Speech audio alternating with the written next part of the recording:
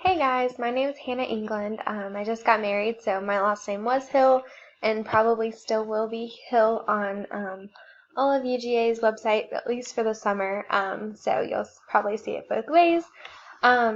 So I'm really excited for this course. I know we've taken several like this, so I feel like this will give us more of a broad understanding of multicultural education. This is I'm going into my second year teaching. I am a third grade teacher at Harmony Elementary in Gwinnett County. I am in a regular classroom, but I have special education, general education, and gifted students all in my classroom. My personal insights into gifted education and multicultural education is that I was in the gifted program elementary through high school. And then this past year was my first year teaching gifted students in my actual classroom. So I got to see the different perspectives of those students and learn a lot from their experiences.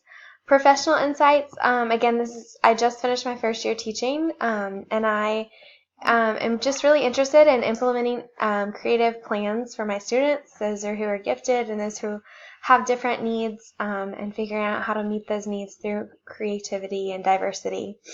The biggest creativity issue that I've noticed is students with creative needs not being met. So I know that's something that we all really work hard for, but it's really hard to differentiate for all students and make sure that all of their creativity needs are being met by what we teach and the opportunities that we give them in the classroom.